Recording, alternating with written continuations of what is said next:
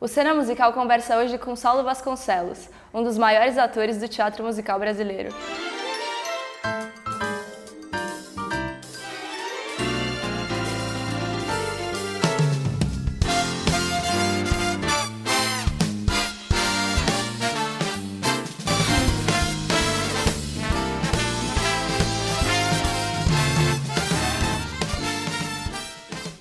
Saulo, você fez o Fantasma da Ópera em 99, no México.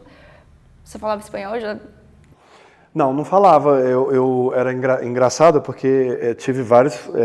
inclusive eu contei essa história recentemente num programa de televisão, que teve uma história de confusão, de que eu confundi a palavra saco com paletó, né? As pessoas me perguntaram lá no México qual era a medida do meu saco, e, na verdade, isso queria dizer qual era a medida do meu paletó. Isso deu uma confusão, gerou uma confusão muito engraçada.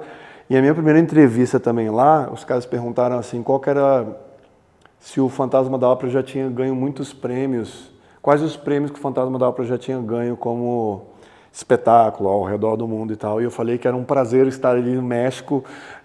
Respondi uma coisa nada a ver, sabe? Tipo... mesmo que o cara perguntar assim, what's your name? Eu ia responder Blue, né? Então foi uma coisa constrangedora e finalmente eu decidi que eu ia responder as minhas perguntas em inglês e ia sair uma legendazinha em espanhol embaixo, até que eu aprendesse o espanhol fluentemente para poder me comunicar melhor, né? Porque foi muita pressão você chegar lá com 3 meses de antecedência. Eu cheguei falando espanhol mais ou menos. E ainda aprendi o espanhol errado, porque eu aprendi o espanhol da Espanha, com o sotaque da Espanha, que é um pouquinho diferente, né? Mas aí depois de 3 meses eu me habituei. 6 meses depois de ter chegado lá, eu já dominava a língua fluentemente. Tus fantasias ven, verdad ideal, que hombre y misterio son.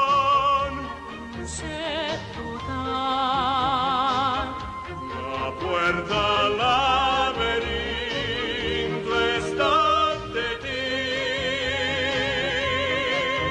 fantasma de la ópera soy yo. Você foi para o México em 99 e depois voltou para fazer Os Miseráveis. E participou dessas 2 montagens, do Fantasma e dos Miseráveis, aqui em São Paulo também. Qual que foi a diferença? O Fantasma da Ópera lá, eu era bem mais verde, né? Em 99, eu nunca tinha feito nada na minha vida. Eu era um cara completamente inexperiente e aí foi uma experiência, foi uma situação muito estressante, porque eu tive que aprender a língua, eu tive que fazer um espetáculo que era o maior espetáculo de todos os tempos em número de apresentações. Eu tive que fazer um papel que era um papel mítico, eu tive que fazer em outro país, longe da família, longe dos amigos, então foi muito estressante nesse sentido. Já em 2005, aqui no Brasil, era exatamente o contrário, estava todo mundo, uma pilha de nervos na estreia, eu estava tranquilo, só desfrutando, falando, não, vai dar errado tal negócio, o barco não está funcionando, não tem problema, eu já sei como é que me vê, eu já tinha 400 espetáculos de experiência, né, nas costas. Aí foram mais 600. Eu cheguei na estreia como se aquilo fosse a coisa mais fácil do mundo, mais simples do mundo. Se tratando dos Miseráveis, eu fiz aqui no Brasil em 2001, que foi o primeiro musical que veio para cá, para São Paulo, mas já tinha experiência de uma temporada com o Fantasma da Ópera. Então, foi uma coisa muito menos estressante. E aí, quando foi em 2004 que eu fui para o México fazer de novo o espetáculo, fazer outro personagem. Aí foi como se eu começasse do zero mesmo. Aí foi um pouquinho estressante, porque eu tive 9 ensaios antes de estrear. Eu já fui para lá com tudo de cor, peguei mais ou menos as marcações e 9 ensaios depois eu já estava em cena. Nos musicais aqui no Brasil, você contracena com alguns atores muito recorrentes, assim, por exemplo, a Chiara Sasso, você sempre faz... Não, quem é a pessoa mais recorrente a Chiara Sasso? A gente já fez 4 espetáculos, já fez par romântico. Eu queria saber se isso é bom ou se isso prejudica. Isso é bom e isso é ruim também, às vezes, porque é muito difícil explicar assim subjetivamente, mas eu não sei te dar, objetivamente, eu não sei te dar um exemplo de como isso pode ajudar ou atrapalhar. Mas conhecer muito, em teatro, às vezes faz falta ter um certo frescor na relação entre os dois para poder jogar mais abertamente. E ao se conhecer demais, o jogo é um pouquinho mais limitado. É isso. Agora você fez o Fantasma, Os Miseráveis e o Cats, que são os 3 musicais mais assistidos no mundo. Isso. Queria saber essa experiência. Eu e Sara Sarris, né? Fomos os dois que fizemos esses 3 musicais mais famosos de todos os tempos. Não mais famosos, assim, porque aqui no Brasil, de repente, Os Miseráveis não foi porque chegou aqui, foi o primeiro musical que chegou aqui, não tinha uma estrutura ainda de marketing, de organização para receber um espetáculo desse porte, aí meio que se jogou um pouco fora o que foi realmente, o que representa esse espetáculo no cenário do teatro musical mundial. Mas ter feito parte desses 3 maiores da Broadway, né, porque estão ali no Playbill como os mais vistos de todos os tempos. É uma honra, é uma coisa assim que nem eu nem Sara a gente se imaginaria 15 anos atrás, antes da gente começar a seguir carreira, que sequer a gente ia fazer um musical na vida, uma produção que for, qualquer produção oficial que fosse, quem diria os 3 maiores da Broadway, né? Então é uma coisa que, olhando para trás, dá um prazer infinito. É uma coisa assim, uma sensação de realização. E, por exemplo, Fantasma da Ópera, que é o maior, eu fiz em 2 línguas. Os Miseráveis, que é o segundo maior, eu fiz em 2 línguas. Então, uau, né? Puta, que legal, que conquista única, né, na vida. Agora você está em cartaz na Priscila, como o mecânico Bob. Queria que você falasse quem é o Bob. Então, o Bob, ele é um personagem diferente para mim, porque eu tive que deixar a barba crescer, para dar esse aspecto mais velho, pintar um pouquinho de branco. Não que eu esteja muito mais jovem do que o personagem em si, mas ele tem que ter essa cara de 48, 50 anos, mais ou menos, né? E tive que trabalhar um pouquinho, caminhar um pouquinho mais lento, um texto um pouquinho mais com sotaque, né? Uma voz também um pouquinho mais velha.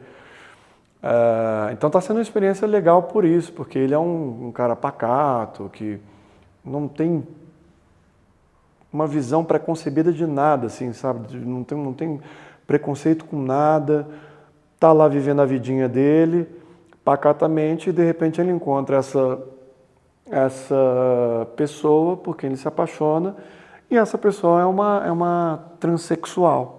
E o musical aborda isso de uma forma tão tranquila, tão leve, que você esquece, né, que são 3 drag queens, são 3 seres humanos que estão ali vivendo uma trajetória, e o Bob entra nessa aventura e acaba se apaixonando por essa transexual, que ele vê simplesmente como um ser humano. Agora, você vem de muitos protagonistas e agora está fazendo o Bob, que é um personagem importante, mas não é o protagonista. Sim, ele é coadjuvante na história, não tem o menor problema de fazer um coadjuvante desde que o trabalho desde que eu seja feliz onde eu estou.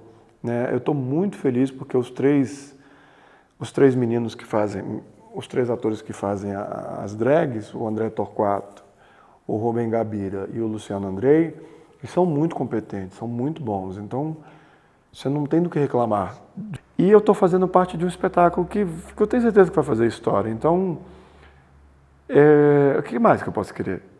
Né? Eu o quê? Fazer uma das drags? Eu não tenho perfil físico para isso, né? É o meu tamanho, imagina. Ia ser uma drag ogro. Então eu acho que é isso aí, é o que temos agora, e é uma coisa muito incrível isso que temos agora. Então eu estou muito feliz, muito orgulhoso do meu trabalho, do trabalho do elenco que está comigo. Agora, a Priscila tem uma história engraçada, vários hits, mas é uma história muito profunda, assim. Qual que você acha que é a importância dessa peça para a sociedade? Então, ela tem uma profundidade quando se você vir o que há por baixo de toda aquela alegria e plumas e paetês e da pinta e não sei o que, e dançar e tem uma coisa, uma mensagem de aceitação, tem uma mensagem de não julgar pela aparência, né? Que é muito bacana. E eu acho que o personagem, inclusive o Bob, ele existe para isso, para conduzir as pessoas a respirar um pouquinho daquele excesso de glitter e glamour e e festa e tudo é ótimo, para dar uma respirada e ter uma coisa ali por trás, sabe? Ter uma coisa, uma história de amor nada convencional, né?